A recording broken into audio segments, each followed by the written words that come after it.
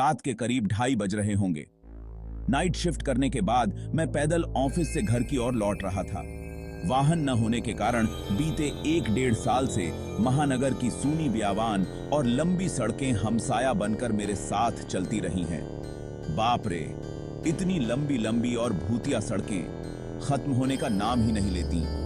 बस चलती रहती हैं, रुकने का नाम ही नहीं लेती।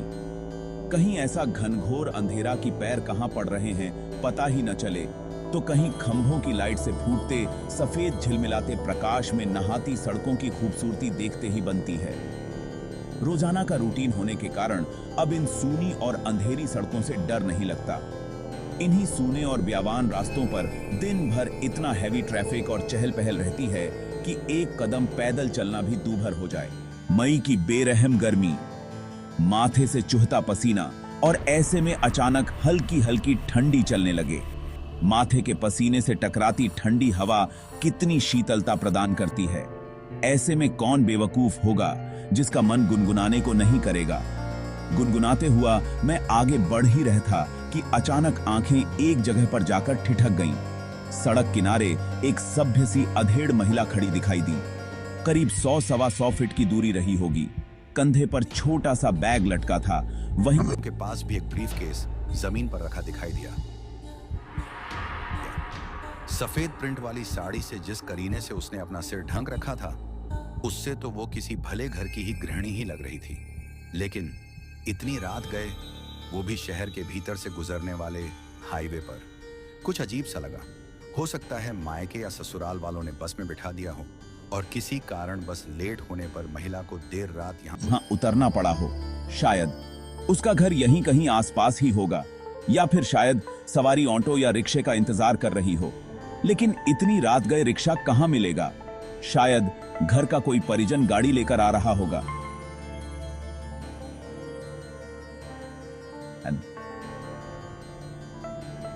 शायद,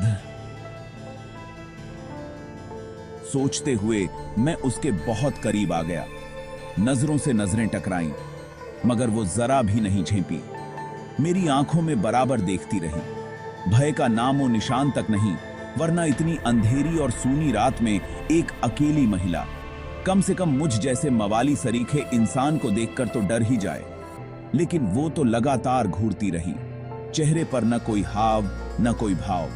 हाँ, होठों पर मुस्कान बराबर जमी रही। मैं ही झेप गया। मुझे ही नजरें हटाना पड़ी, कहीं ऐसी वैसी तो नहीं। फिर एकदम से सिर झटक दिया। होगी कोई, मुझे क्या लेना देना। मैं तेजी से कदम बढ़ाता हुआ अनजान महिला को क्रॉस कर गया। अनजाने डर और शर्म के मारे मैंने फिर पलटकर नहीं देखा।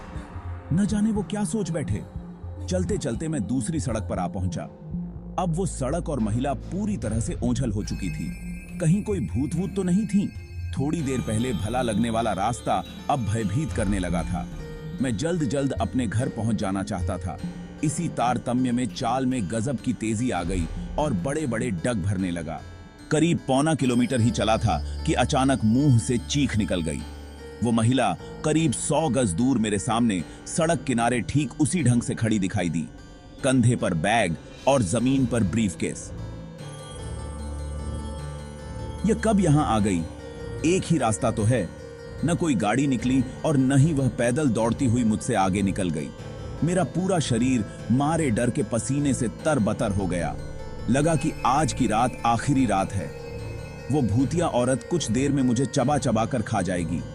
मैं बेतहाशा भागा, इतनी तेज कि पता ही नहीं चला कि वो औरत कब पीछे रह गई। भागता रहा और सीधे घर पर जाकर ही रुका। सांसें धौंकनी सी चल रही थीं। घर के बाहर ही कुछ पल खड़ा रहकर अपनी सांसों पर कंट्रोल किया। अगले दिन शाम करीब 5 बजे ऑफिस पहुंच गया।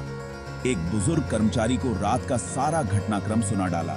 हंसते हुए बोले, नूर चचा, अरे कहीं बूचड़ खाने के पास की बात नहीं कर रहा? बूचड़ खाना? मैं बुदबुदाया। हाँ, बूचड़ खाना, स्लैटर हाउस, जहां जानवर कटते हैं। बेटा, वो सड़क बहुत खतरनाक है। बहुत हादसे होते हैं वहां। तेज रफ्तार बड़ी गाड़ियों ने बहुत सारे लोगों को कुचला है। सुना है कि कई साल बस का इंतजार कर रही एक औरत को भी एक ट्रक ने रौंद डाला था। तुझे ही नहीं बहुत सारे लोगों को दिख चुकी है। लेकिन बेटा, भली औरत की रूह लगती है, कभी किसी को नुकसान नहीं पहुंचाती। मैं हैरान था और परेशान भी। अब कैसे निकलूंगा उस रास्ते से रात में पैदल? और एक आत्मा, औरत की रूह से आमना सामना हुआ है मेरा, वो भी भली औरत की रूह।